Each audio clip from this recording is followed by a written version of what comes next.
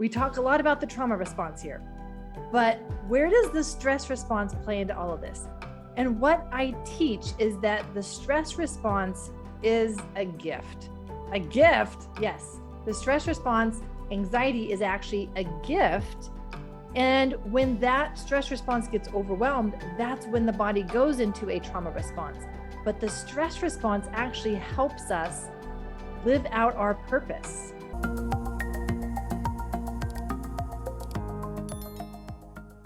Dr. Vora, you have this amazing insight into anxiety where it's maybe not just all in our heads, it actually is coming up from the body. And so you talk about there being true anxiety and false anxiety. Tell me more about that and what's the difference? Yeah, so Amy, there's so many ways that we're thinking about anxiety incorrectly these days, and I love sharing this information because we're struggling with anxiety. It's a big problem. It affects so many of us and has such an impact on our quality of life. And here's the thing, we've all come of age with the chemical imbalance understanding of mental health. It teaches us that our mental health issues, our anxiety, is the result of a genetic chemical imbalance.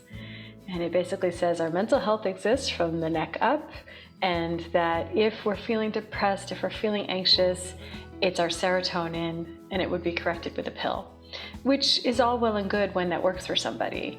But then I'm also aware of the millions of people for whom that doesn't bring them adequate relief, and then they can feel pretty demoralized and feel like, well, am I just hopeless? Am I stuck? And when we focus exclusively on the genetic basis, it's myopic, it's inaccurate, it's our least hopeful narrative about mental health. So when we expand and look at the parts that we can control, that ultimately gives us access to a feeling of empowerment and hope around our mental health. So that said, it's not all in our heads. It's actually based in our physical body and in our psychospiritual needs. And that's kind of how I think about false anxiety and true anxiety. That false anxiety are all the ways that we're experiencing what I call avoidable anxiety. Basically, something tips our body into a stress response. We subjectively experience that stress response as a state of anxiety or even panic. But if we could look under the hood, what we would see in that moment is that even though our mind is telling us a story, it's like, I'm anxious right now because this thing happening at work or this interpersonal dynamic from the 7th grade that still irks me to this day. So our mind will tell us a story always. That's what it is. It's a meaning maker. But what's happening under the hood of the body is that there's some state of physiologic imbalance, and it's usually caused by something seemingly innocuous, like a bad night of sleep, a blood sugar crash, an extra cold brew coffee, a hangover. And we would do well to identify our false anxiety at that level of the physical body, address it at that level, and then we can eliminate unnecessary suffering. True anxiety, on the other hand, it's a long answer, but true anxiety is our purposeful anxiety. That is not something that we get to decaf coffee our way out of. It's not what's wrong with us. And in many ways, true anxiety is what's right with us when we are able to viscerally connect to what's wrong in the world.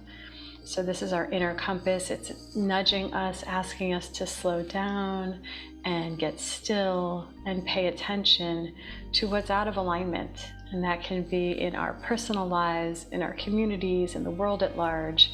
But our true anxiety is not something to pathologize. This is something to honor and to heed. This is what I teach as well. Like, the stress response is actually a gift. Like, this is what moves us into our purpose and what am I here to do, and align myself with that and then give me the energy to do that. Whereas a lot of this unnecessary anxiety that you're talking about will actually drain our energy to then be able to put that into our true anxiety. Wellness was never the goal. And I'm like a card-carrying member of the wellness industrial complex, where people can get pretty fixated on the idea of like optimizing health and wellness, and that was never the goal. The goal is some version of, how do you define a fulfilling life?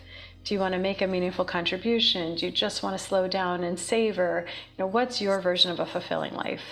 And wellness, it only matters in that it can serve as the foundation for that, or it can start to get in the way of that.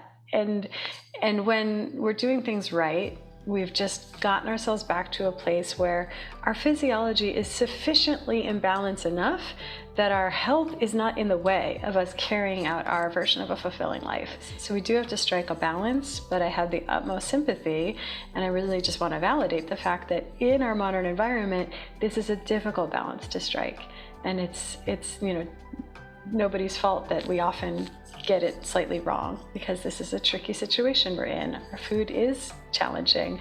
There are a lot of impacts on our gut health. There's a lot putting our bodies out of balance. How I like to support healing is saying the body knows what it's doing, but we do need to give it the raw materials for it to work with, and we also very much need to get out of its way. A story I often see in my practice is that somebody was feeling depressed, they were feeling anxious, they go to their primary care doc or a psychiatrist or their gynecologist, and they say, I'm feeling this way. And they say, well, let's just try Lexapro. Let's try a baby dose of Lexapro. And then somebody goes on Lexapro, and then they feel maybe a little better. Sidebar is that the data would tell us that in mild to moderate depression, antidepressants don't actually separate from placebo, which doesn't mean they do nothing, because placebo does quite a lot. So it's a complicated conversation, but they feel marginally better, and then that effect often wanes over time. And often somebody will experiment with going off the medication. They might go cold turkey, they might go every other day, take a pill, and they get off of the medication, and then they feel precipitously worse. And they start to think to themselves, well, Lexapro must have really been working. I must have been a bit sicker than I realized. Let me go right back on that medication. And they attribute those symptoms, that sleeplessness and irritability and crying spells and sometimes even dark thoughts or hopelessness, they attribute that to relapse of the original illness, when in fact what that actually is withdrawal. And of course, if you're in withdrawal and you go back on the medication that you're withdrawing from, you do typically feel quite a bit better pretty immediately. And so then you think, okay, Lexapro saved my life. It must really be a good medication for me. And a lot of people are in that kind of dynamic with their medication. And I have no problem with that, other than the fact that I'm just allergic to dishonesty. I want people to realize what happened there is that wasn't relapse, that was withdrawal. Lexapro is a very good antidote to its own withdrawal. And it doesn't really speak to whether or not this is a good medication for your original problem. It doesn't really tell us whether or not we ever got to the root cause of your original depression or anxiety. Most of the time, there's a psychospiritual component. And it depends on the patient, where do we start? And usually I start with the functional medicine false anxiety approach. It's the low-hanging fruit, it's the quick wins, and I think it's usually a necessary but not sufficient step to getting somebody feeling well. They need to clear the air wherever they are physiologically out of balance.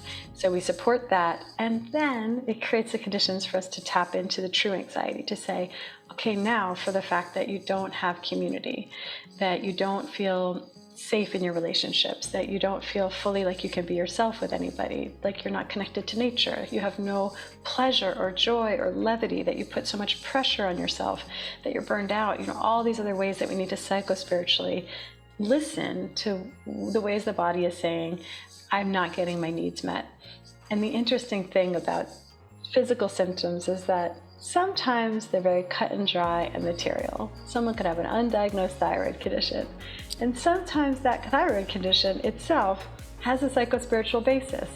We think about this as the throat chakra. This is speaking our truth. This is receptive communication and listening, and that can get out of balance more energetically and contribute to the thyroid condition. So it all works together in a web, and it's fulfilling work, it's investigative, it's fun and interesting, and the nice thing is people can get better. They can feel much better in their lives.